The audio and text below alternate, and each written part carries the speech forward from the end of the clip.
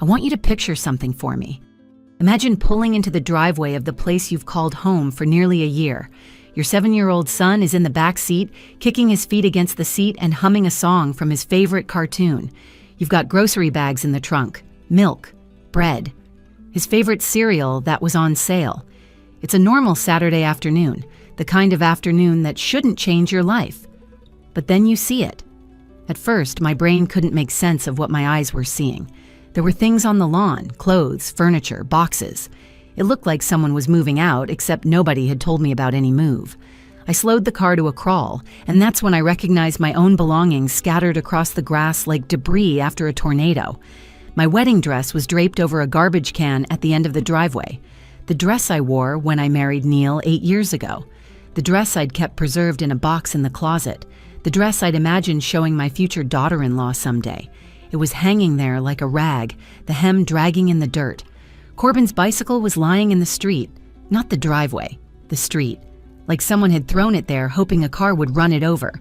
I put the car in park and just sat there unable to move. My hands were gripping the steering wheel so hard my knuckles went white. I could hear my own heartbeat pounding in my ears. "Mommy, why is my bike outside?" Corbin's voice broke through my paralysis. I looked in the rearview mirror at my son, at his confused little face pressed against the window, trying to understand what he was seeing. I didn't have an answer for him. I didn't have an answer for myself. I got out of the car on legs that felt like they belonged to someone else. The scene was worse up close, so much worse.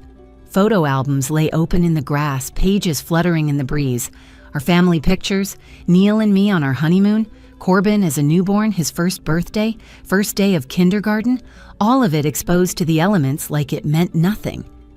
My jewelry box had been dumped out near the front steps. I could see my grandmother's earrings glinting in the sunlight, tangled up with cheap costume pieces. Clothes were everywhere, my work scrubs from the veterinary clinic, Corbin's little shirts and pants, winter coats, summer dresses, everything we owned, thrown outside like garbage, waiting for pickup.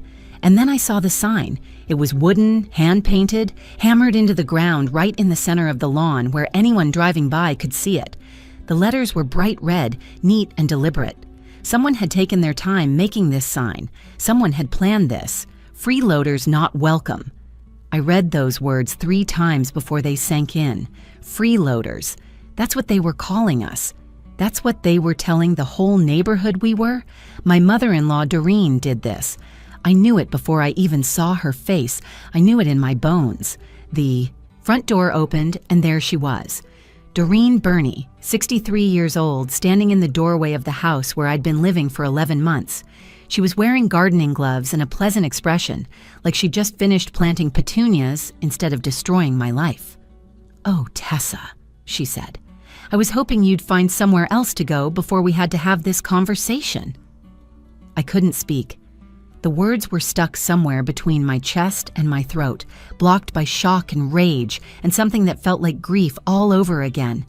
Corbin ran past me before I could stop him. He grabbed his stuffed dog from the wet grass, a ratty little thing he'd slept with since he was 2 years old. He held it against his chest and started to cry, and the sound of my son sobbing finally unlocked my voice. "What have you done?" I asked. "Doreen, what is this?" She smiled. It was a cold smile, the kind that doesn't reach the eyes, the kind I'd seen glimpses of over the years but had always made excuses for. "I've done what I should have done months ago," she said. "You've taken advantage of our generosity long enough." I want to pause here because I need you to understand something. I had paid this woman $1,200 every single month to live in that house. Cash, because she insisted on it. I had worked double shifts at the animal clinic to make sure I never missed a payment. I had cooked meals, cleaned common spaces, followed every ridiculous rule she set. I had bent over backward to be a good guest in her home, and she was calling me a freeloader. But here's the part of the story you're not expecting. Here's the part that changed everything. 5 days after Doreen threw my belongings on the lawn and called me a parasite in front of the whole neighborhood, the police came back to that house. But they weren't there for me. They weren't there to drag me away or charge me with trespassing or any of the things Doreen had threatened. They were there for her. Because that house, the house Doreen had been lording over me for nearly a year, The house she claimed was hers. The house she'd collected rent on and made rules about and ultimately threw me out of. That house was never hers at all.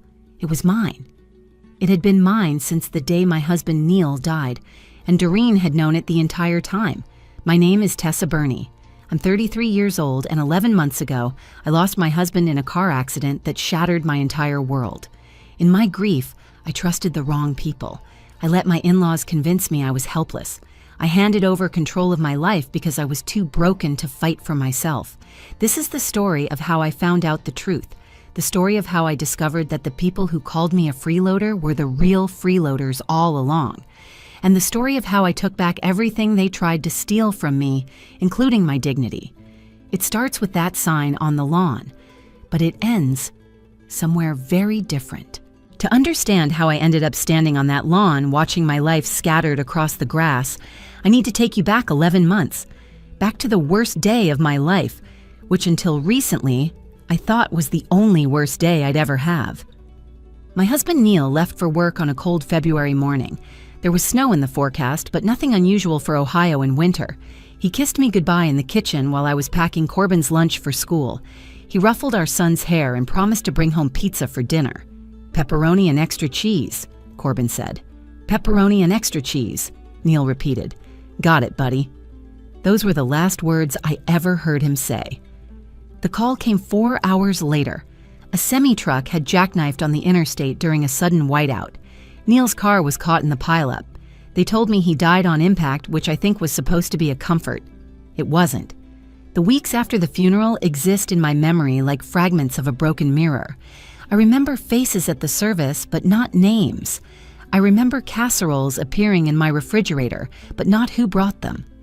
I remember Corbin asking me when Daddy was coming home, and I remember not having the words to explain that Daddy was never coming home again. I took leave from my job at the veterinary clinic. I stopped sleeping through the night.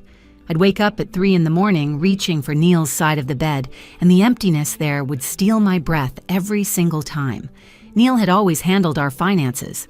The mortgage, the bills, the insurance, all of it. He said he didn't want me to worry about money. He wanted to take care of us. I'd trusted him completely and I'd never questioned that arrangement. But now he was gone, and I was drowning in paperwork I didn't understand, written in language that made no sense to me. 6 weeks after the funeral, my mother-in-law Doreen showed up at my apartment with a casserole and a proposition. "Sweetheart, you can't keep going on like this," she said, settling onto my couch like she owned it. "You're barely functioning. Neil would be devastated to see you this way." I didn't argue with her. I couldn't. She was right. "Move in with us," she continued. "We have plenty of room. Vance and I would love to have Corbin close by. It would be good for him to be near family during this difficult time." I hesitated. My relationship with Doreen had never been warm. She'd made comments over the years about my cooking, my housekeeping, my career choice, my parenting. Small jabs wrapped in sweet smiles, but I'd always told myself she meant well. She was just old-fashioned. She just had high standards, and I was exhausted. The apartment held too many memories. Neil's coffee mug still sat by the sink. His coat still hung by the door. Every corner of that place reminded me of what I'd lost, so I said yes. I sold most of our furniture and moved into the upstairs bedroom of the Burney family home with Corbin. It was supposed to be temporary, a few months to get back on my feet, a chance to save money and figure out my next steps. I insisted on paying rent from the very first month. Doreen protested at first, but not very hard. "Well, if it makes you feel better," she said. $1,200 a month seems fair, don't you think?" I agreed. I wanted to contribute. I wanted to feel like I was carrying my own weight, not accepting charity. Doreen asked me to pay in cash. She said it was simpler that way, less paperwork for everyone. I didn't question it. I handed her an envelope with $1,200 on the first of every month, and she tucked it away without counting it. I should have asked for receipts. I should have insisted on a paper trail. But I was grieving and grateful and naive, and I trusted that family wouldn't take advantage of family. The first few weeks weren't terrible. Doreen cooked dinner most nights. Vance helped Corbin with a puzzle. It almost felt like healing. But slowly, things began to shift. Doreen started criticizing how I loaded the dishwasher. She rearranged my groceries in the refrigerator because I'd put them in the wrong spots. She told Corbin he was being too loud when he played in the backyard, so he stopped playing outside altogether. Neil never would have let Corbin behave that way, she'd say. Neil always kept a tidier home than this, she'd mention. Neil must be watching from heaven, wondering what happened to his family, she'd sigh. Every comment was a small cut. None of them deep enough to bleed, but all of them leaving marks. My Aunt Opal called every week to check on me.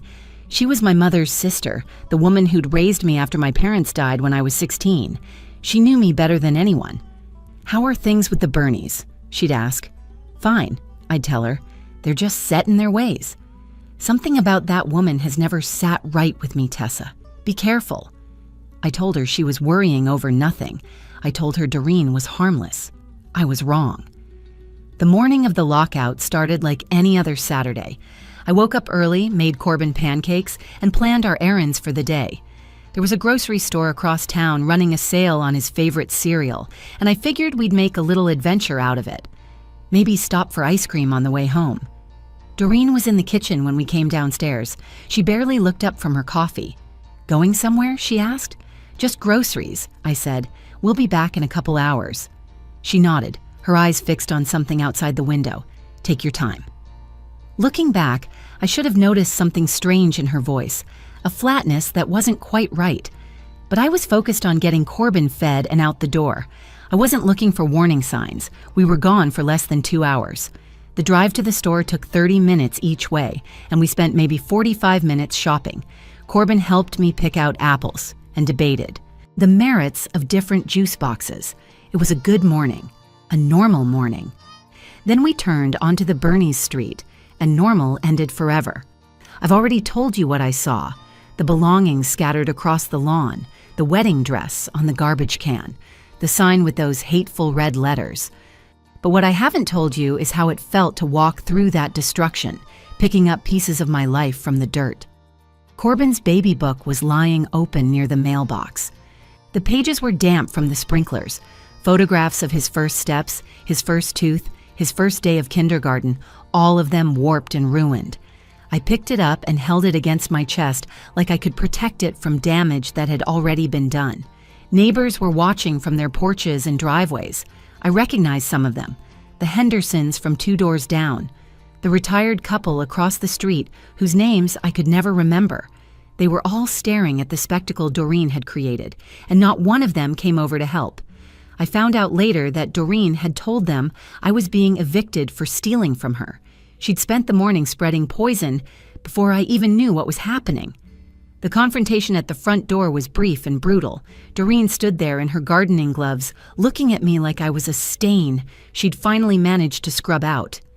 "You've been taking advantage of us long enough," she said, "living here for free while Vance and I pay for everything." "I've paid you $1,200 every single month," I said. My voice was shaking, but I forced the words out. "Every month, Doreen. In cash, just like you asked." She tilted her head, and her expression shifted into something almost pitying. "I don't know what you're talking about, Tessa. We never received any money from you, not a single dollar." The lie was so bold, so absolute that it knocked the air out of me. She'd taken that money from my hands, she'd counted it in front of me some months, and now she was standing there denying it ever happened. I had no proof, no receipts, no bank records, just my word against hers. Vance appeared behind her in the doorway. He looked at the ground, at the wall, at anything except me. He said nothing. He did nothing. He just stood there while his wife lied to my face. "Doreen, please," I said. "My son is right there. He's watching this. Can we at least talk about this inside like adults?" She glanced at Corbin, who was clutching his wet stuffed dog and crying silently. Her expression didn't change. "Children are resilient," she said. "He'll adjust.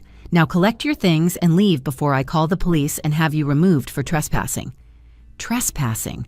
She was threatening to have me arrested for trespassing at the place I'd paid to live for nearly a year.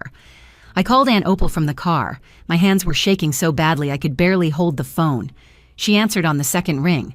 "What's wrong?" she said immediately. She always knew. I told her everything in broken sentences. The lawn, the sign, the denial about the rent, Corbin crying in the back seat. "Stay where you are," Opal said. "I'm leaving right now. 4 hours. Don't you dare let that woman see you cry." We loaded what we could salvage into garbage bags and Opal's truck when she arrived. Some things were ruined beyond saving. The photo albums, several of Corbin's drawings that had been left in the rain, a quilt my mother had made before she died. That night, in a motel room that smelled like stale cigarettes and industrial cleaner, I lay on a lumpy mattress with my son curled against my side. He'd finally stopped crying, but he wouldn't let go of my hand. "Mommy," he whispered in the dark, "are Grandma and Grandpa mad at Daddy in heaven too?" I pulled him closer and kissed the top of his head. I didn't have an answer. I didn't have anything except my son and my aunt and garbage bags full of damaged belongings. But I also had something else, something that was just beginning to spark in my chest beneath all the shock and grief. I had anger, and anger, I would soon discover, was exactly what I needed. 3 days after the lockout, I was sitting at a small table in Aunt Opal's motel room while Corbin slept on the bed behind us. We'd moved from the first motel to a cheaper one closer to Opal's home, trying to stretch our money while I figured out what came next. I looked like a wreck. I hadn't slept more than a few hours since Saturday. My eyes were swollen from crying and I'd barely eaten anything. Every time I closed my eyes, I saw that sign. Freeloaders not welcome. The words played on repeat in my head like a song I couldn't escape. Opal sat across from me with a cup of gas station coffee and a legal pad covered in her handwriting. She'd been making lists and notes since she arrived, her former court clerk instincts kicking into gear. "Something about this doesn't add up," she said for the 3rd time that night. "Tessa, think carefully. Did Neil ever talk about that house?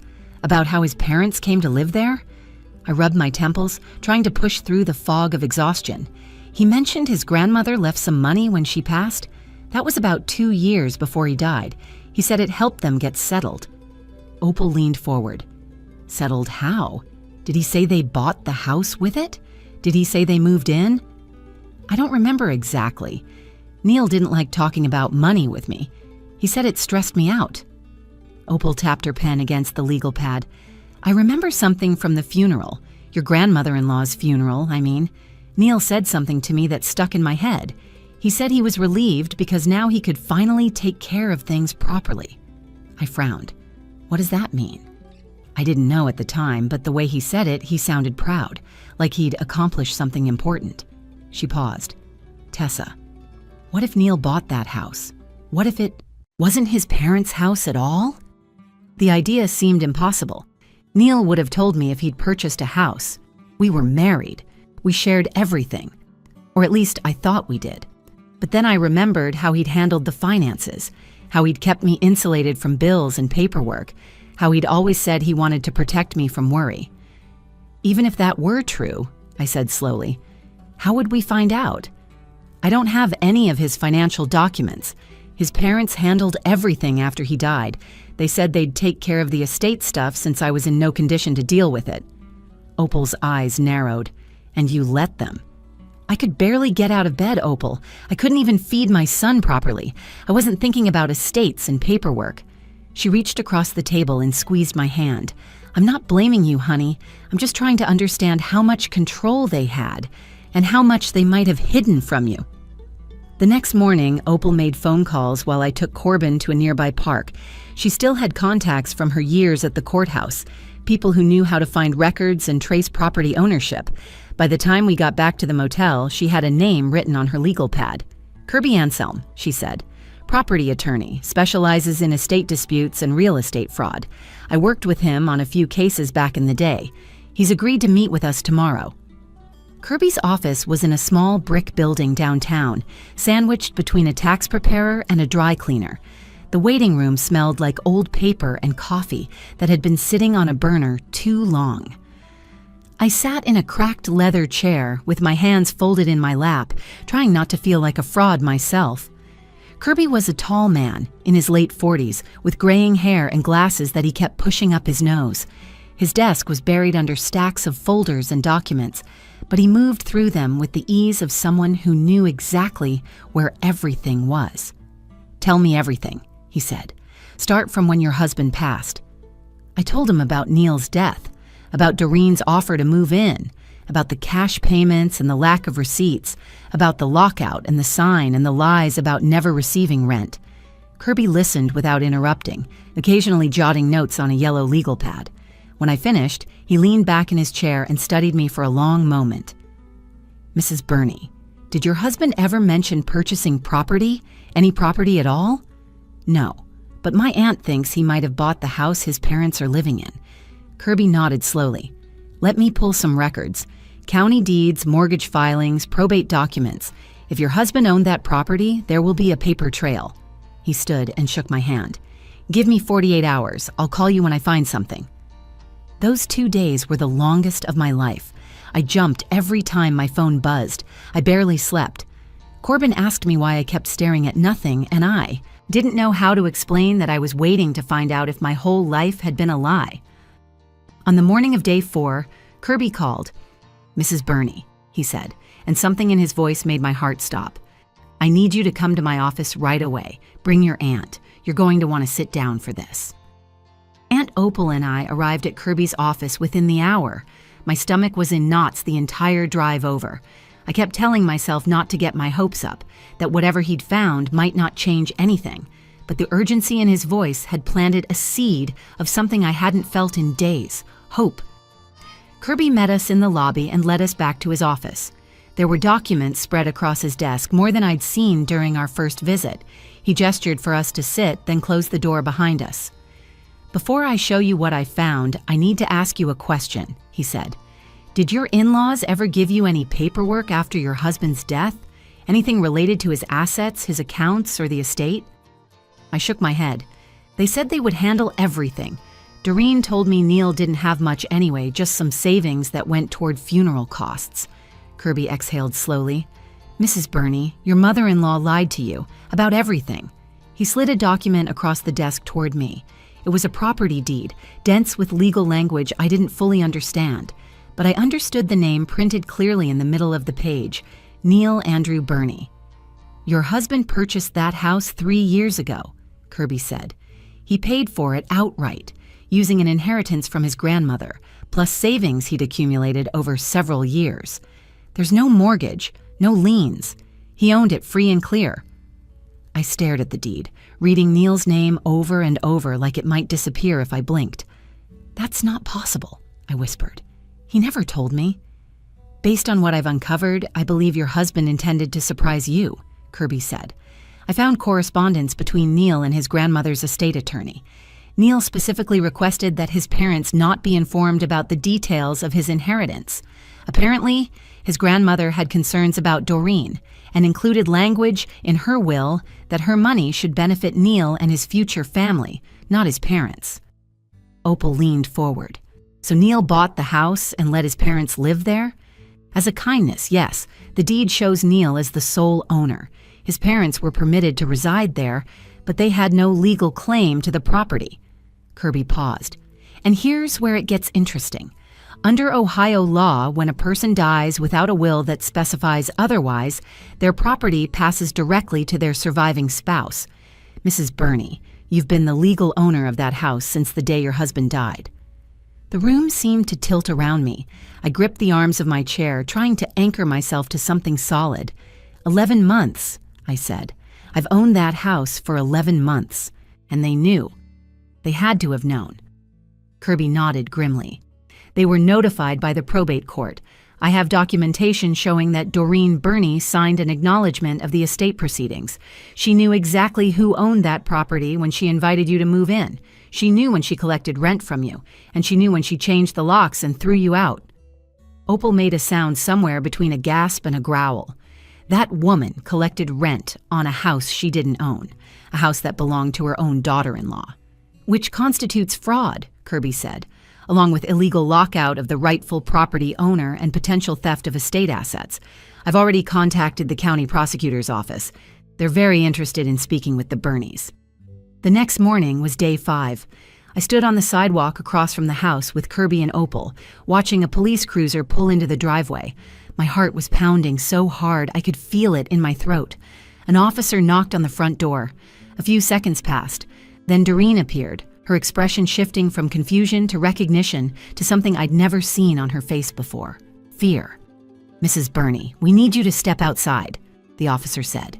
"We have questions regarding fraudulent collection of rent and illegal eviction of the property owner."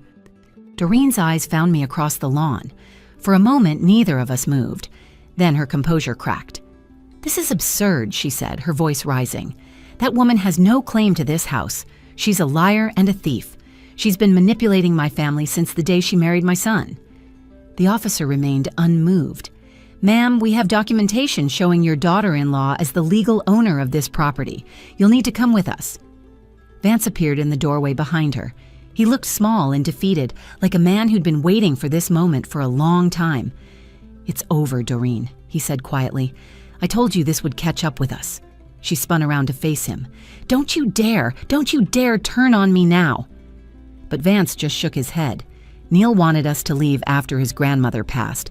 He said the house was for Tessa and Corbin. We were supposed to find our own place. You convinced him to let us stay, and then, when he died, you saw your chance. I stepped forward, my legs steadier than I expected. Doreen watched me approach with venom in her eyes. "You called me a freeloader," I said. "You threw my son's belongings in the street. You told the neighbors I was a thief, and this whole time you were living in my house, collecting my money, lying to my face." Doreen said nothing. For the first time since I'd known her, she had no sharp comment, no subtle dig, no cruel observation. She had nothing. The weeks that followed the arrest were a blur of paperwork, phone calls, and slowly putting my life back together. Doreen and Vance were charged with fraud, illegal lockout, and theft by deception. Their attorney tried to negotiate, claiming it was all a misunderstanding, but the evidence was overwhelming. They'd signed documents acknowledging Neil's ownership. They'd accepted rent payments on property they had no right to collect money for. They'd knowingly thrown the legal owner out of her own home. The judge wasn't sympathetic. They pleaded no contest to avoid a trial. Doreen was ordered to pay restitution totaling over $16,000, covering every rent payment I'd made, plus damages for destroyed belongings and emotional distress. Vance stood beside her in the courtroom, looking like a man who'd aged 10 years in 10 days. He never once looked in my direction. They moved out of my house within 3 weeks. I heard through a former neighbor that they relocated to a rental apartment 2 counties over, near Vance's brother. Doreen never apologized, not once. Not even when she walked past me in the courthouse hallway on her way to enter her plea. She kept her eyes forward and her chin high, as if she were the victim in all of this. Some people never change. Some people can't admit they were wrong even when the evidence is stacked against them. I've made peace with the fact that Doreen will go to her grave believing she was justified in what she did. I don't need her apology anymore. I needed the truth, and I got it. Moving back into the house was strange at first. Corbin and I walked through the rooms slowly, like we were visiting a museum instead of coming home. Doreen had taken some furniture that wasn't hers, and there were empty spaces where things used to be. But the bones of the house were good. The walls were solid, the roof didn't leak, and for the first time in almost a year, I was standing in a place that belonged to me. "Mommy, is this really ours now?" Corbin asked, his hand wrapped around mine. I knelt down so I could look him in the eyes. "This was always ours, sweetheart. Daddy bought it for us. He wanted us to have a home where we'd always be safe." Corbin thought about this for a moment. "So Daddy is still taking care of us, even from heaven?" I pulled him into a hug and held him tight. "Yes, baby. Daddy is still taking care of us." A few weeks after we moved back in, I found something that broke me open in the best possible way. I was cleaning out a closet that Doreen had claimed as her own, sorting through things she'd left behind, when I discovered a box tucked into the back corner. It was labeled with Neil's handwriting. Inside were papers, financial documents, insurance policies, and at the very bottom, a letter in an envelope with my name on it. I sat down on the closet floor and opened it with trembling hands. The letter was dated 2 weeks before Neil died. He'd never had a chance to give it to me. "Tessa," it read, "I've been working on something for you and Corbin. I know I'm not always good at talking about money, and I know you think I keep you in the dark too much, but I need you to understand that everything I've done has been for our family's future. This house is yours. I bought it for you and for our son. If anything ever happens to me, I need you to know that you'll always have a home. You'll always have security. My parents don't know I'm writing this, and honestly, I don't fully trust them to do right by you if I'm not around. So I'm putting it on paper.